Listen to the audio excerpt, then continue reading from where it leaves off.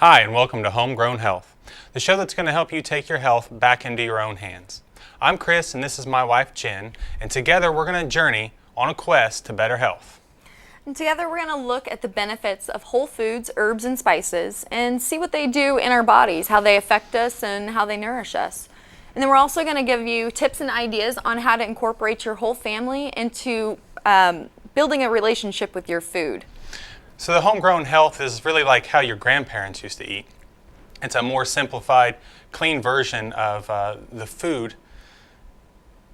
They knew what was in it and where it came from, and that's what we're trying to get back to. We want to get a more simplified, clean eating, natural diet. Now, the more information you have, the better you're armed, the better decisions that you can make about your food.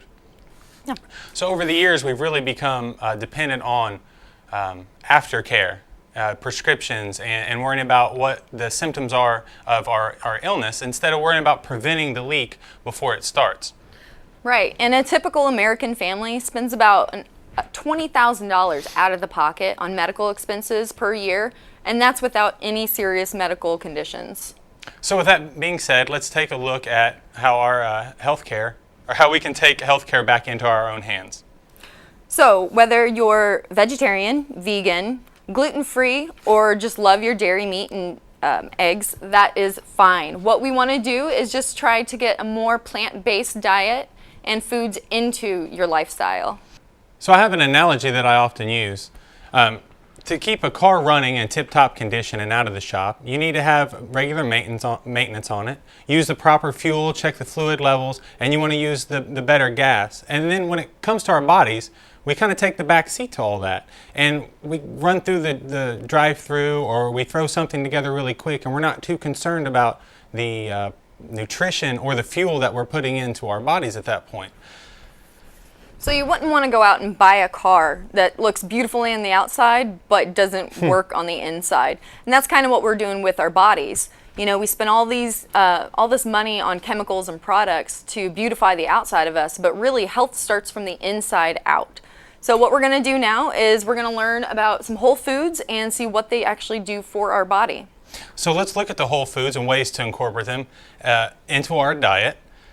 The whole food refers to food that's at its closest natural form, that hasn't been processed, it hasn't been stripped of its minerals and its vitamins, and it's just the way nature intended. So we're going to take that and kind of get a relationship with that again and understand how it's going to feed our body and nourish us, and then maybe what are the health benefits of it.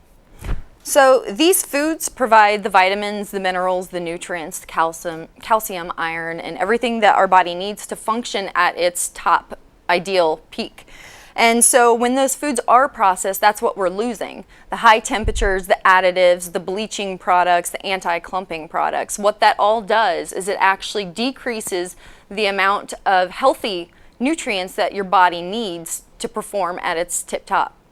And then your body doesn't have those nutrients that it needs to heal itself naturally. You'd be really surprised about getting a wide range of fruits and vegetables in there, spices and herbs, and having the minerals that your body needs to take care of itself.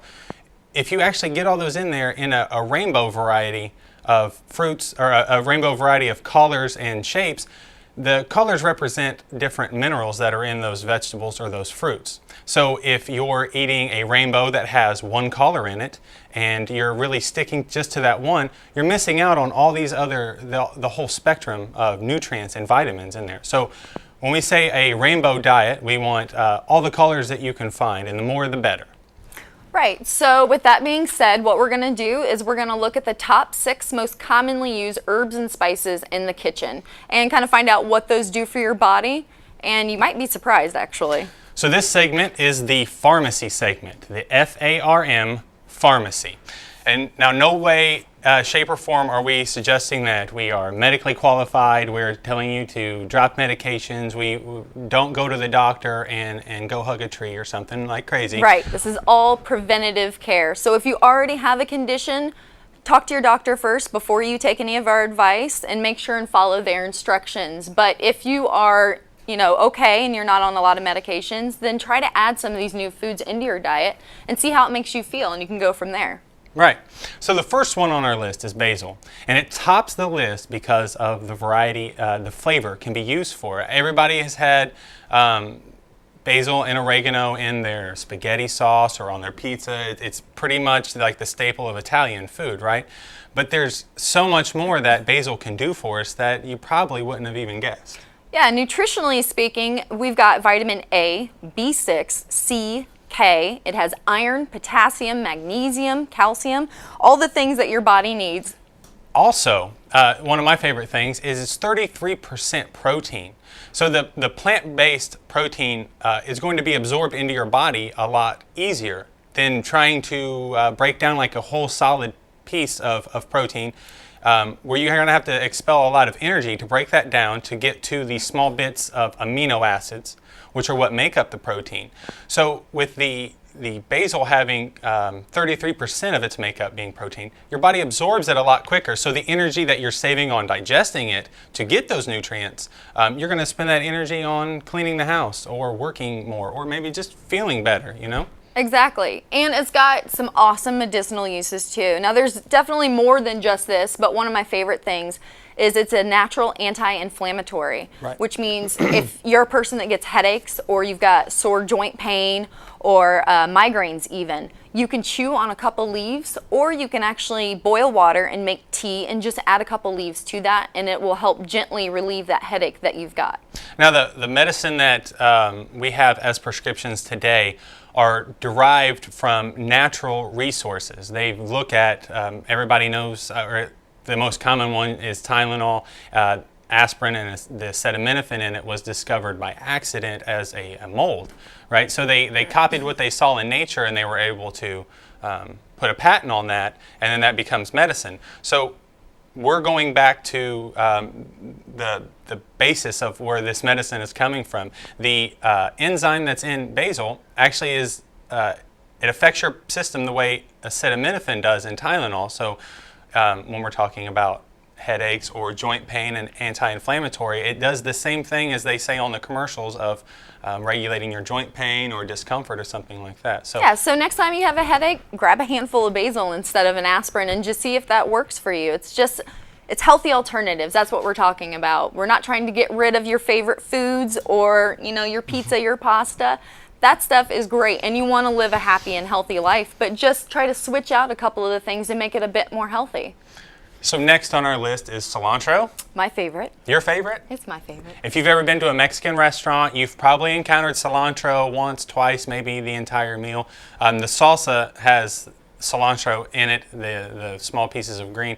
And when I was a kid, I always remember it had a weird taste to it, and I could never figure it out. And I was always trying to pick out the little pieces of green in there and getting in trouble for playing with all the food on my plate.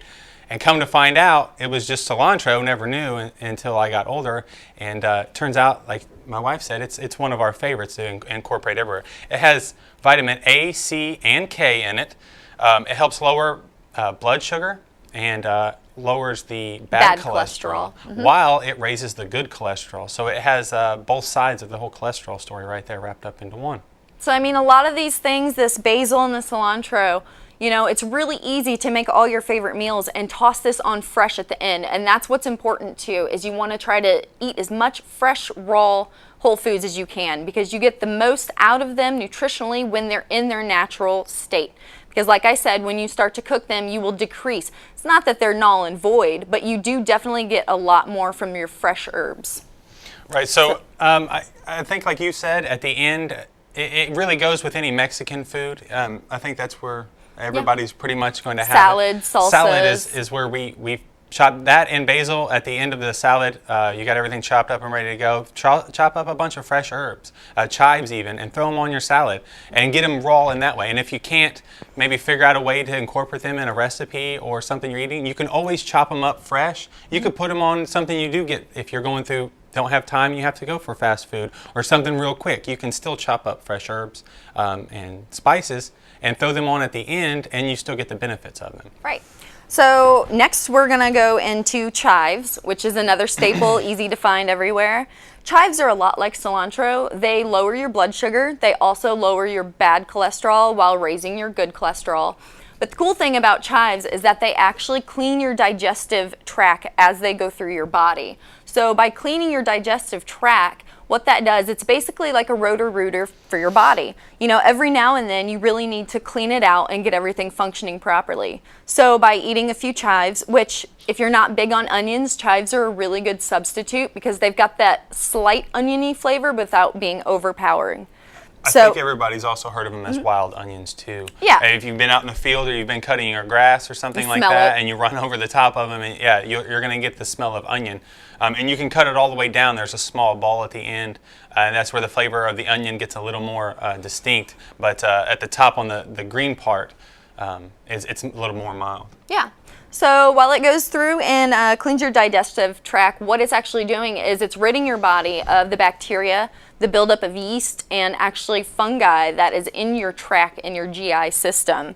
And so that is another easy one to add to stuff. Everybody knows it as a great potato topper. Right, well, just back to the digestive tract, the reason it does help out with your digestive system is that when it cleans the walls of your digestive tract, it's easier for nutrients to be absorbed into your system. So if you have, a straw that's coated with wax on the inside, or fungus or bacteria, and you try to put food through there, and you're thinking, it's all going to slide through really quick. There's not going to be a lot of the porous part of your digestive system, like leaching that out and getting those nutrients into your system. So what we're doing is cleaning that out, scrubbing that out from the inside, so that way we're able to accept more of the nutrients that are in the foods that we're eating.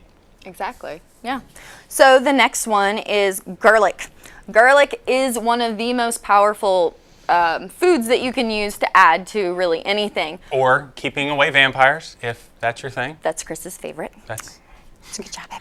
So anyways, garlic is actually one of the best foods on the planet to help prevent and reverse diseases in the body because of its antibacterial properties, and it's also an anti-inflammatory as well. And again, we're mainly focusing on the preventative side. So if you have something and you're taking a medication for something that you have, that's where you need to be and consulting with your doctor. But if we're healthy and we don't have anything, then having the fresh garlic in there to kind of stimulate our body cells, and it really, if you've ever had fresh raw garlic, it has more of a potent spice to it, right? It's a bit spicy. Right. Yeah. So you can cook it down, and you can still get most of the benefits from garlic, and it takes away a lot of that pepper bite that it has to it. But then if you want, take maybe half of it or a quarter of it out before you cook it, and then throw it in at the end. So you're still going to get the raw benefits of it, because that really is where the key parts of these spices and herbs lie at, is the raw part of them. Yeah, and over time your taste buds will adjust to everything that you throw at it. So if it's a little too spicy, like he said, just take a little bit out and add it to the end of it. Then as time goes on, you can add more to it. But another great benefit to raw garlic is if you're looking to lose weight, or if you're in the process of losing weight, raw garlic actually stimulates the healthy fat cells, which you do have healthy and bad fat cells, but it will stimulate the healthy ones and help burn away the fat faster.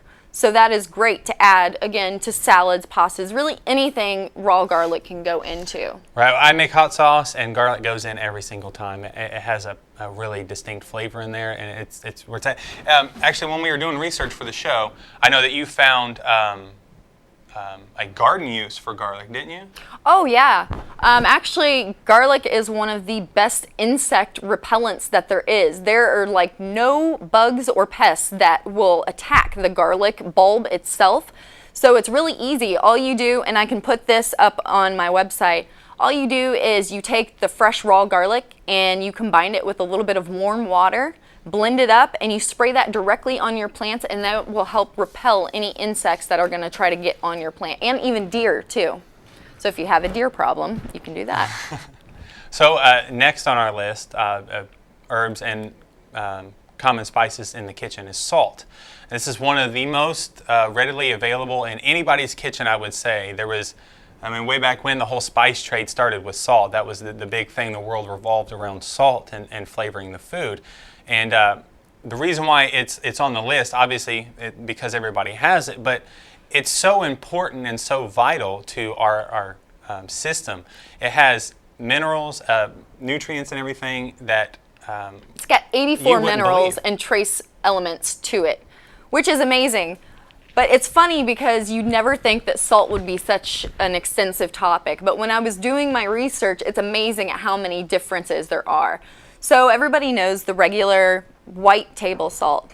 That white table salt has been bleached. It has had additives to make it anti-clumping and all kinds of things. And it's also been heated over 1,200 degrees. So as far as the eating your raw spices or herbs and everything, it's about 110 to 117 degrees where the enzymes and the nutrients and everything start to break down, and then they're lost by evaporation, right? So if you think 1,200 degrees, almost 12 times, 10 times more heat than you would even want on a lot of your food, and then everything that you're going to have in there is going to be eliminated. Yeah, and here's the crazy part about salt. So when they heat up that salt to 1,200 degrees, and as I said, salt naturally has 84 minerals and trace elements to it. After they do the processing, there is 0 left. So then over the years, there is a disease called goiter, which is a pretty obvious disease. So what they started doing was adding the iodine back, only one of the minerals out of 84 back to that salt. And that prevents that goiter disease that your body needs. So they did that just to kind of get by with it. But so there is a good side to this. There are healthy salts out there, and they are available at any store that you have.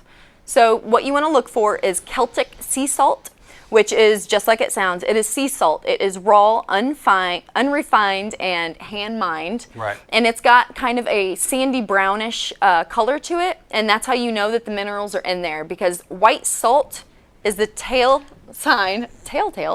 is the sign that all the minerals have been lost. So the Celtic salt is one, but our favorite, because it's got more flavor to it, is actually called the Himalayan pink salt. It is actually pink.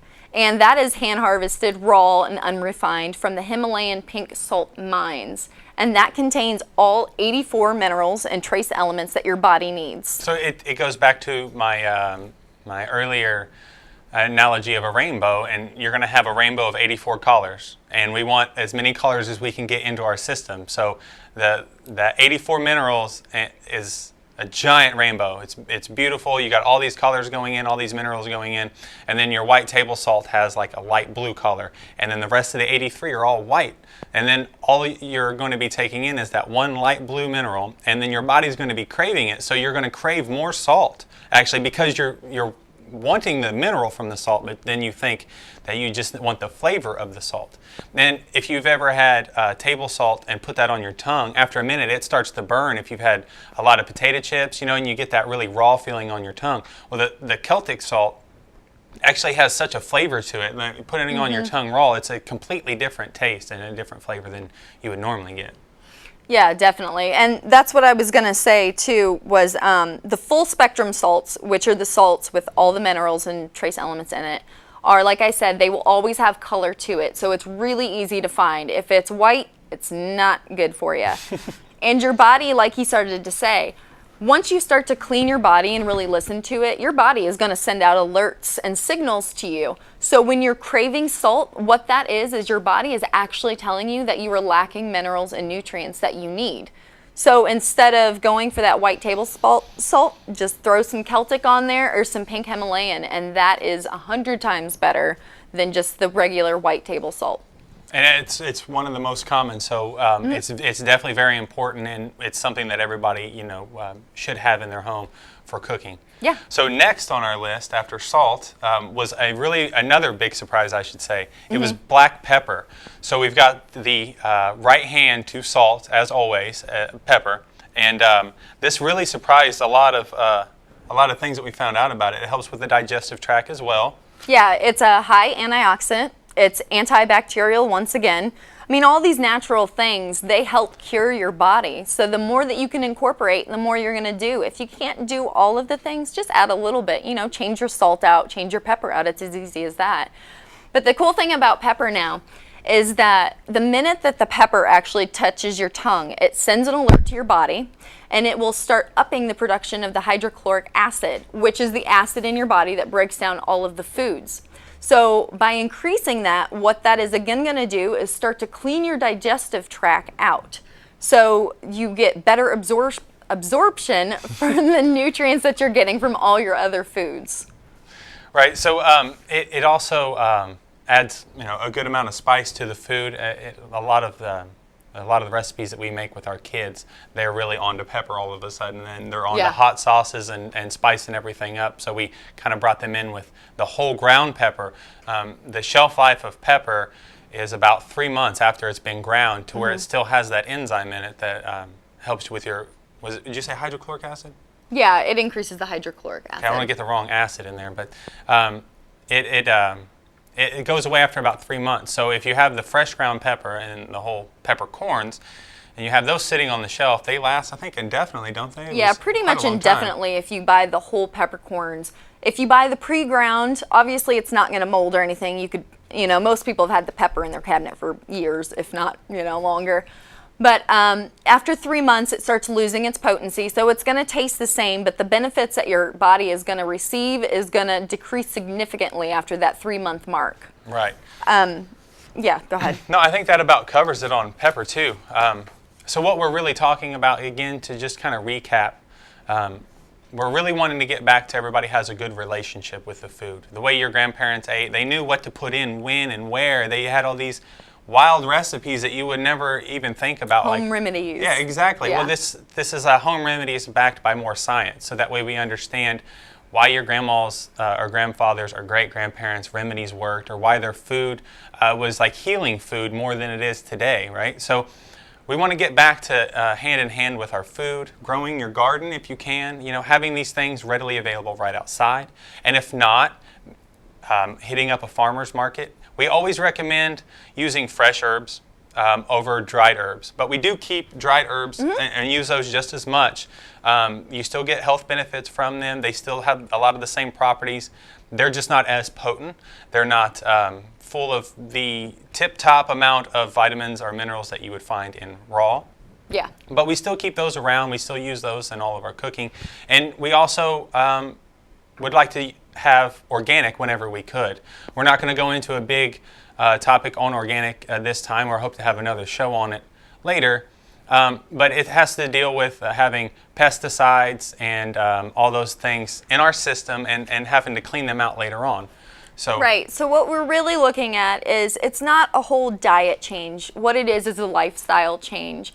If you can't do everything, don't worry about it. It's okay. But the best thing to do is do a little bit. Do as much as you can. So if it's just trying one new fruit or vegetable, or incorporating it into your meal a week, that's as great. Much as you can. At least you're making a step towards better health. And that's what we're all about. We don't know everything, and we're looking forward to learning more with you guys. Yes, this first show was actually a lot of fun.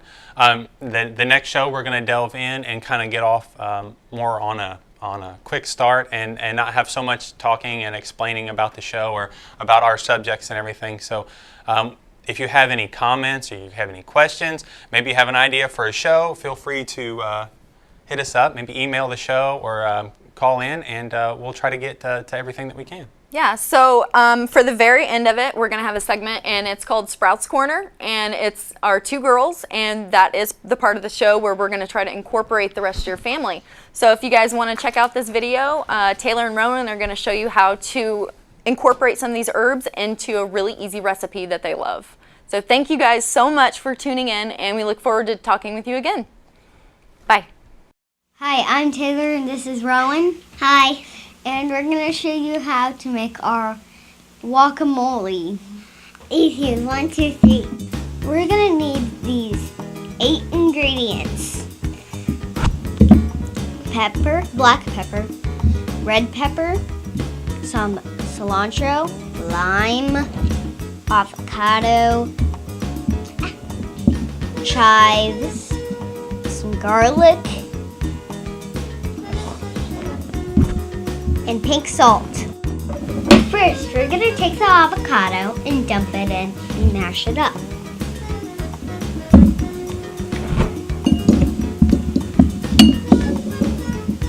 Next, we're going to put some cilantro in.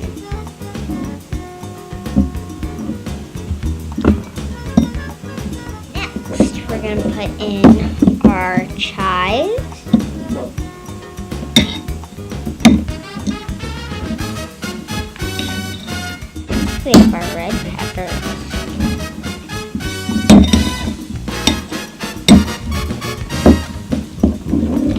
Next we have our garlic. Keep on mixing. Next we have our pepper.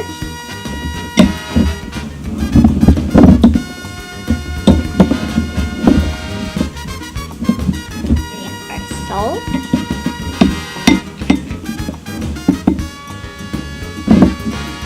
And then we have our lime. Now you get to eat the guacamole.